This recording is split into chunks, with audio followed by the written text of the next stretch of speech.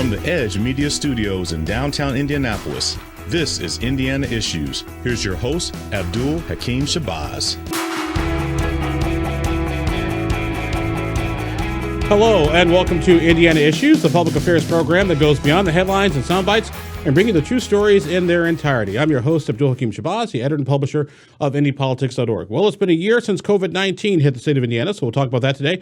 Also, get to see what's in the legislature and a new Secretary of State. And joining us are political science professors Laura Albright from the University of Indianapolis, our good friend Andy Downs from the Mike Downs Center of Indiana Politics at Purdue University, Fort Wayne, and of course, our non-professor, but still good to have here, Eric Berman of WIBC Radio and Network Indiana. So, Eric, we'll start with you. COVID-19, 1 year later, how is the state held up, do you think?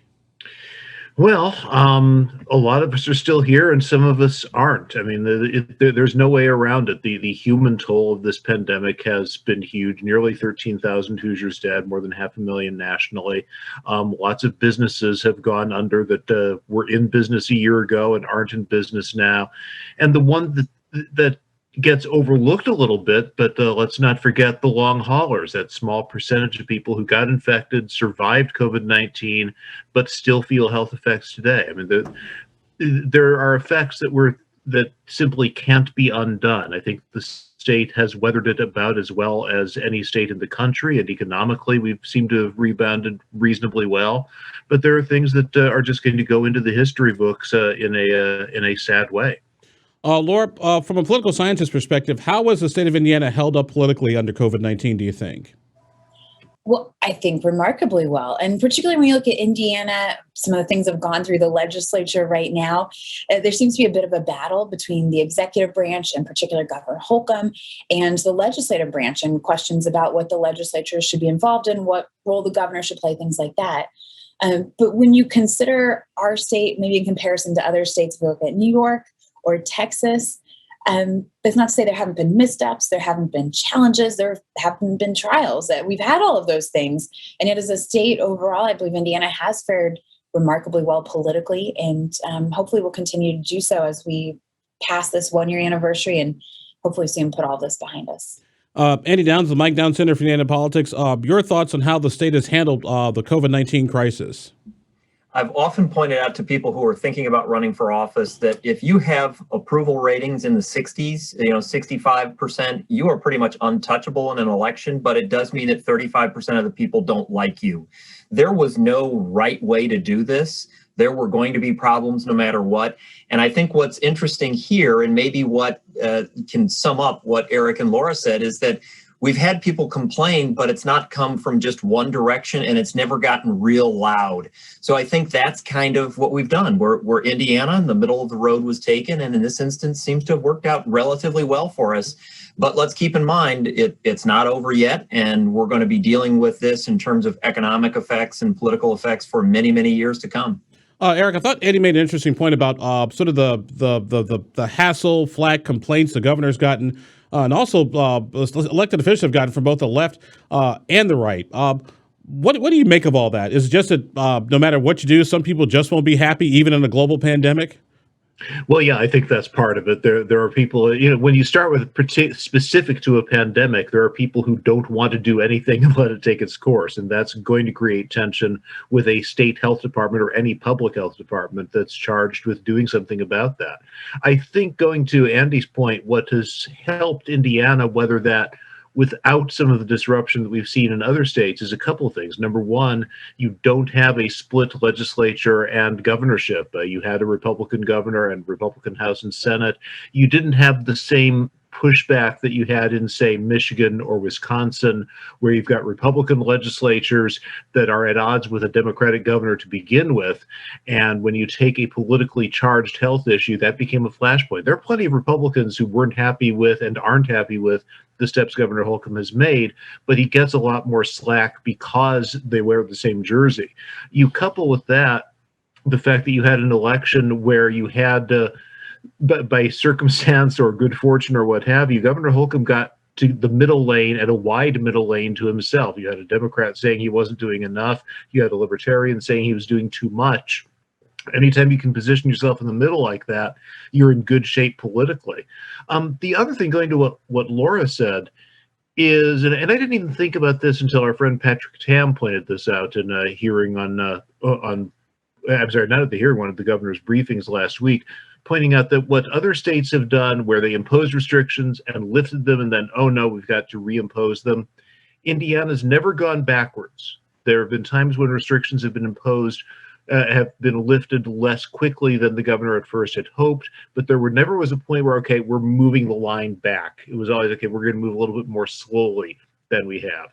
And that's created a little bit more stability than some other states have seen.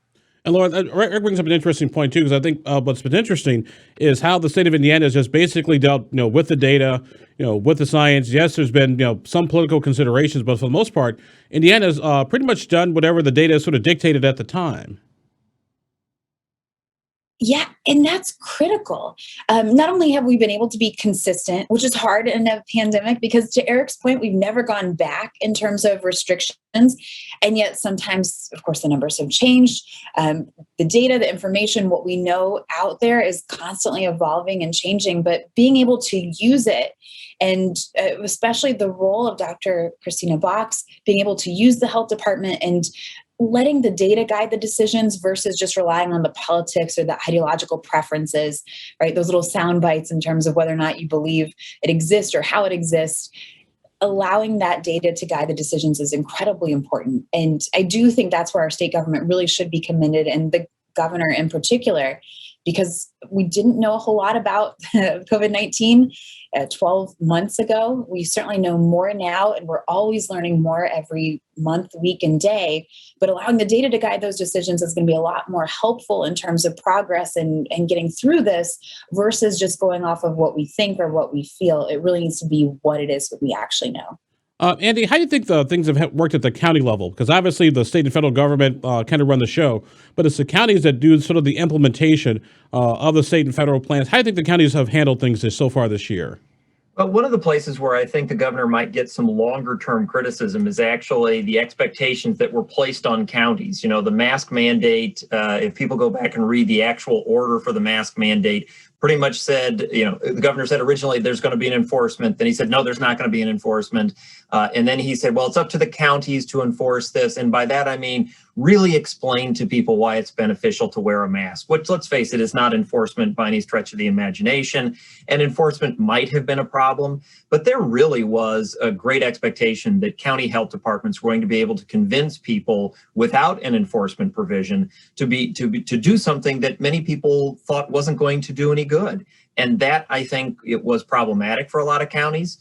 We saw occasionally some county numbers spike tremendously while others did not. Fortunately, in many of the counties, we have officials, whether it's county commissioners and board of health commissioners or county health commissioners, who really took this as an opportunity to show cooperation. That worked out pretty well for the majority of counties. So I do think this is one place where even if there's not a lot of vocal criticism, I think there are going to be some people who will say, well, if you want to know what I think the governor did wrong, those county people are going to say, putting expectations on us that were too great for the authority we had. You're watching Indiana Issues. I'm your host, Abdul-Hakim Shabazz, the editor and publisher of IndyPolitics.org. Coming to you from the Edge Media Studios in downtown Indianapolis. Our guests today are Andy Downs of the Mike Downs Center for Indiana Politics at Purdue University, Fort Wayne, Eric Berman, political reporter at WIBC Radio Network Indiana, and Laura Albright Wilson, assistant professor of political science at the University of Indianapolis. Eric, I want to start with you on this one. The governor's emergency authority. Looks like lawmakers at first were sort of hell-bent on leather to repeal the governor's emergency authority. But as session kind of comes near the end here, maybe things have started. Maybe things have softened a little bit. Yeah, I'm not sure anybody was ever going to repeal it completely, but there was a general sense, and even the governor was included in this, that the legislature should have some input. And as we've moved on, some of the things that went a little bit beyond that have been trimmed back. And really, it's down to just, okay, how do we give the legislature input? And ironically, that might be the biggest sticking point between the legislative branch and the governor. I think this is probably a bill that's going to get vetoed unless there's some changes over the next week, because what you've got right now is a bill where legislators can call themselves into session. And that is one of the very few red lines that Governor Holcomb has drawn, is that they can't do that. That's unconstitutional. Ultimately, a court is going to decide whether it is or it isn't. But I think that showdown is coming. I think that's where they're going to go with it. And I fully expect a veto message. Laura, what do you think about the legislature trying to maybe sort of curb or rein in some of the governor's authority? I think the legislature has the right to discuss it and the right to debate it, but to the larger decisions in terms of rights and responsibilities between the legislative branch, the executive, and the judicial, right? Constitutionally, to Eric's earlier point, and one of the things that Governor Holcomb has really pushed back on, the legislature does not right now have the authority to decide when they can be in session. And so while I appreciate having these conversations, and I genuinely think it's important that we look at the division of powers and we analyze and try to identify why does one entity have this and what does it do if we change this? Just as we don't want the executive to have too much power, we should also share that same concern with the legislative branch. And I think that's the big question that we should have here.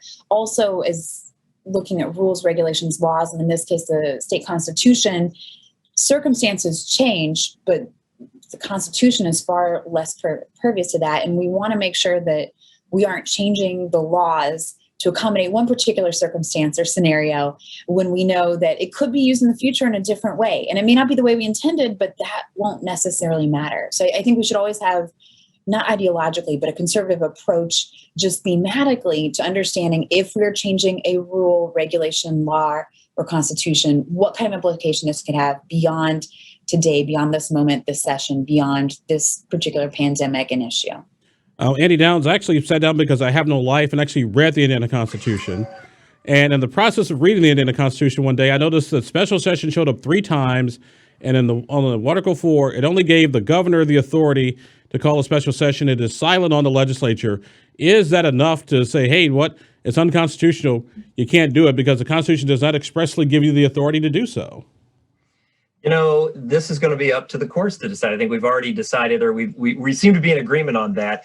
But let's remember the approach that our courts take. Our courts, this is a bit of an oversimplification, but the courts kind of start with the assumption that if something has passed the legislature, it probably is constitutional, unless you can prove to me that it's not. And, you know, there will be people who will point to other things and say the Constitution doesn't explicitly state that, yet we do it. It doesn't state this, but we do it. It'll be an interesting thing to happen. I think if it's vetoed and the veto be overridden, I think we can all guess that's going to happen as well. And in the courts, if they say it's unconstitutional, I would expect the legislature will come back and say we need to amend the Constitution. And they're going to have a pretty good argument for why they should be able to call a special session. Let's keep in mind that something like 2/3 of the states already have the ability for a legislature to call a special session. I think a lot of people are going to say this is one of those unique instances. What we have to do is make sure that we really narrowly define how this can be done so they can't run amok. As Laura pointed out, we don't want them to be able to run amok. But the last thing I want to remind everybody is that the powers of the governor in the state of Indiana from an institutional standpoint are kind of in the middle of the pack when you compare it to the rest of the states. The legislature was always intended to be the stronger body, and this is one way in which the legislature is not the stronger body. So as governors have grown in their power and authority over the years, this is one of those things that's been there and allowed them to do that. We can all remember Governor Daniels saying, we're not having a special session for a budget until I know you can decide what a budget's going to be. I'm not going to bring you down here just to, flap your lips for a while. You got to know you can pass something before I call that session. And Eric, I think Andy makes an interesting point. Talk about Governor Daniels, but also the fact that if you look at it, if lawmakers do have the ability to call a special session, how would they exactly do it? Would they have to set the agenda first? Because as my friend as well as I do, having covered these folks for a while, if anything can't happen, it usually does. Yeah, the bill as it now stands actually does address that. It would be the Legislative Council, which is 16 members. Whoever has a majority on the council, but it's a bipartisan panel of representatives and senators. They would be the ones who could say, yeah, we're not going to call it a special session, we'll call it an emergency session.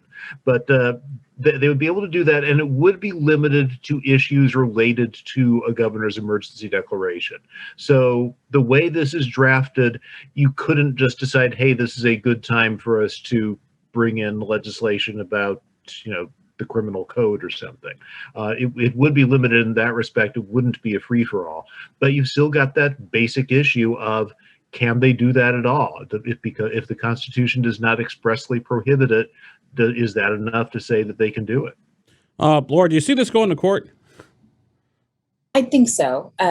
Just based on the conversations we've had, based on the obvious conflict. Now, whether or not it's upheld through the court, to Andy's point that he made earlier, a lot of times it's well, you have to prove it's not argument. But even regardless of whether or not it does, I agree that this is going to challenge back, kind of push back on some of the expansion of gubernatorial powers that historically we've seen, and not just in this state, but across the country, and kind of look at places where you might want to limit that. Going again, if you go to Andrew Cuomo, governor of New York, had an incredible expansion of power specifically within the last 12 months. We've seen those since rescinded. I think it will usher in larger conversations about this dynamic between legislators and governors, and particularly important here in Indiana because our legislature is a part-time legislature meeting for 3 to 4 months out of the year. So that relationship and that dynamic, the balance of powers, I think in some ways is a lot more significant. You're watching Indiana Issues. I'm your host, Abdul-Hakim Shabazz, the editor and publisher of IndyPolitics.org. We're going to take ourselves a quick break. We come back, we'll check in with our panel about the rest of what's been going on in the legislative session and a new Secretary of State, and also ask them to make a prediction or two. You're watching Indiana Issues, coming to you from the Edge Media Studios in downtown Indianapolis. We'll be right back.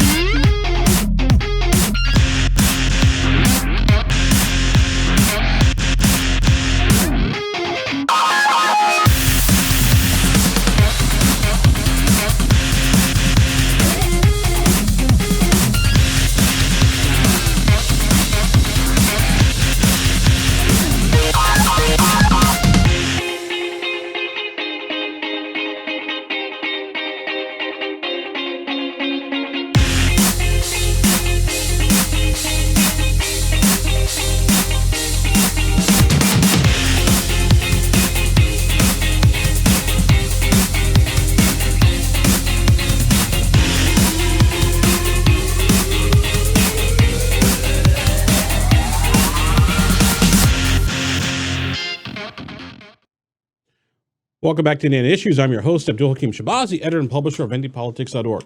Coming to you from the Edge Media Studios in downtown Indianapolis. Our guests on the panel today are Dr. Laura Wilson Albright, assistant professor of political science at the University of Indianapolis, Andy Downs, the Mike Downs Center for Indiana Politics at Purdue University, Fort Wayne, and of course our good friend Eric Berman, political reporter at WIBC Radio and Network Indiana. Well, Eric, we'll start with you with the rest of other things been going on in session, because there actually have been some other things going on. There's been a budget, there's been criminal code, justice reform, but not a lot in the area of teacher pay. Yeah, that seems to have fallen off the table. Last year we were waiting for the Teacher Pay Commission to come back with its recommendations. Well, they came back with the recommendations in December, but by then we were in the middle of the pandemic. And the interesting thing is everyone expected that the pandemic was going to make this a very tight budget. That's no longer the expectation. The revenue forecast is reasonably good, quick rebound, plus there's money coming in from the CARES Act.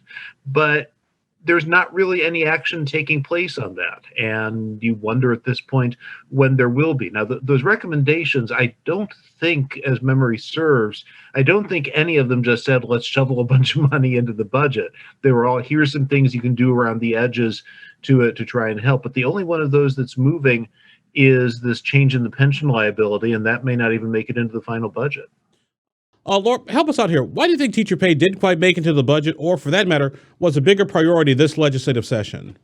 Well, for starters, it's not an election year. Of course, by virtue in Indiana politics, that does make it a budgeting year. But even though we had more money than we were expecting to, as Eric said earlier, I think because of COVID, there were a lot of distractions, for lack of a better term. There were a lot of other things that were of major focus, even for educators themselves. No doubt they look nationally at those numbers. The Red for Ed movement was very strong. They know they're not getting paid that much, but they also have public health concerns. They also have questions about classrooms, hybrid, online, having students back in the classroom entirely. There were a lot of other things just in the focus of public education that I think really transcended some of those other remarks and priorities. So it wasn't an issue. It wasn't nearly as big of a push this legislative cycle, but we budget every 2 years. So I don't think it's going away. I don't think people have just completely forgotten is maybe not the priority this session, but we should expect it's going to keep returning until it is adequately addressed. Andy, let me get your thoughts on this, because every time we would ask Dr. Tim Brown, who's the chairman of the House Ways and Means Committee, about whether the state should fund more money for teacher pay, Dr. Brown would come back and tell us teacher pay is a local issue. It is determined by local school boards and teachers unions, and so therefore it is not the purview of the legislature to fund teacher pay. Now, granted, there's more money per student which goes to schools, but I've always thought Dr. Brown made an interesting point when he said, "Hey, it's not the state's job to pay teachers; it's the local's job." Well, it is, and that's part of the beauty and the curse of the system we have. The state collects an awful lot of money. It sends it back to the school districts and then says, now you figure out how you want to spend it. We're going to have some rules about how you can do that, but it's up to you to do that. And by the way, if we don't send you enough money, if you want to pay your teachers more, you could always hold a referendum that would allow you to do that. And in the mind, I think, of a lot of legislators, they gave the power and the authority to local governments to do that, to the school districts to do that. In the minds of the local school districts, their argument is those referenda are supposed to be for special circumstances. They're not supposed to be ongoing. I mean, you have to renew them every 7 years anyway.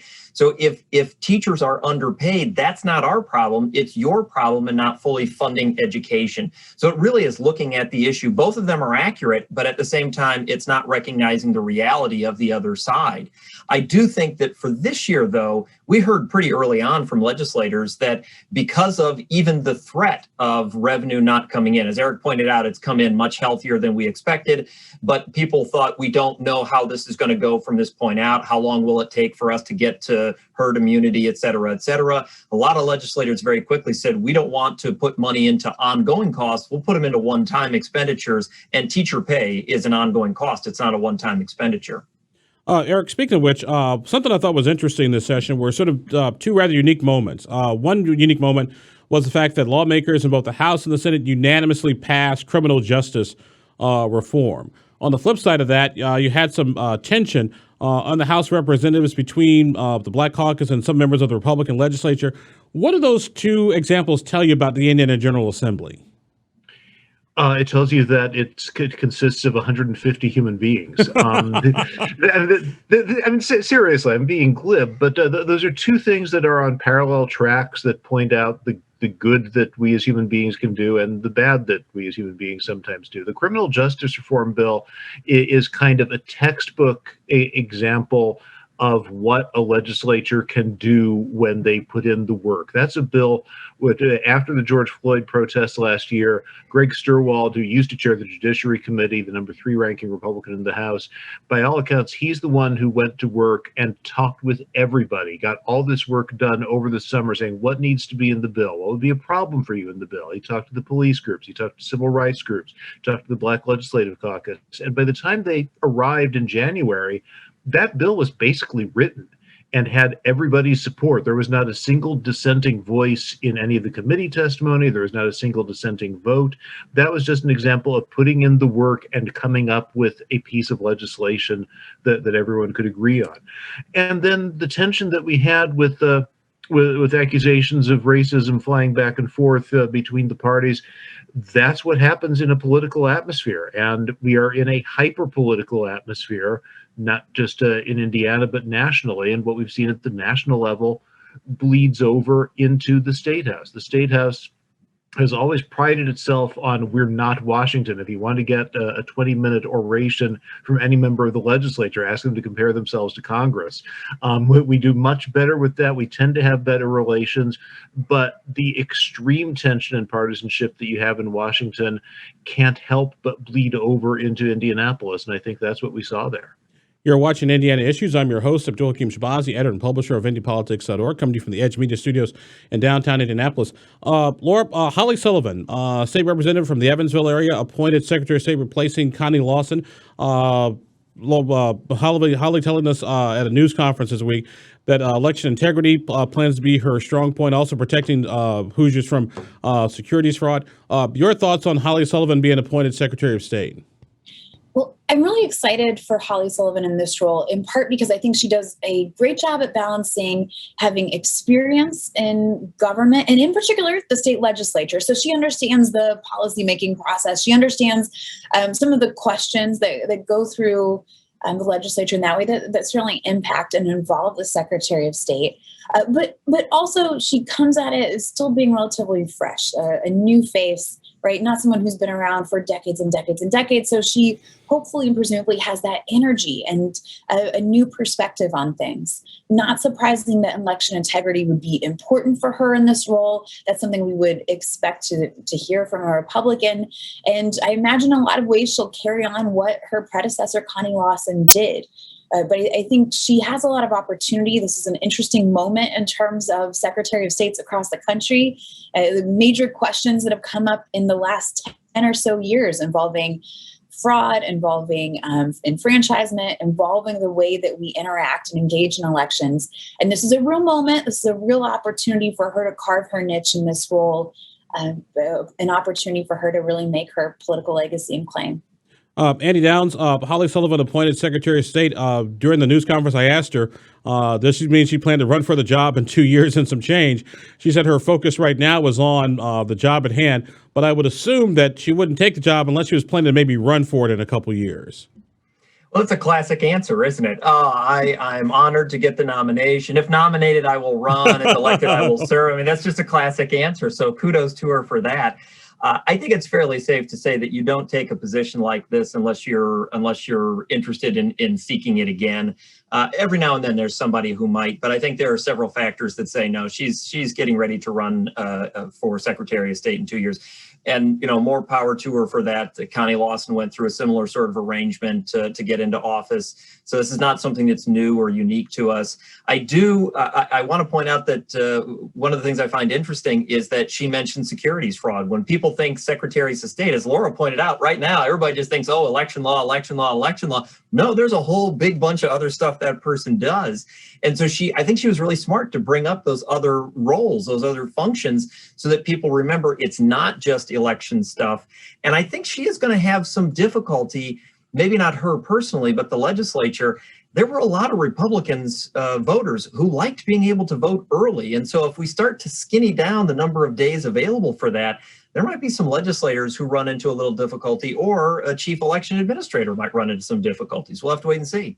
Eric, I'll give you the last word on this. She's going to run for re-election. I was surprised that she did not answer your question directly, but I'll be shocked if she doesn't actually run. And if she runs, barring some catastrophe in the office between now and 2022, I would expect her to win a full term.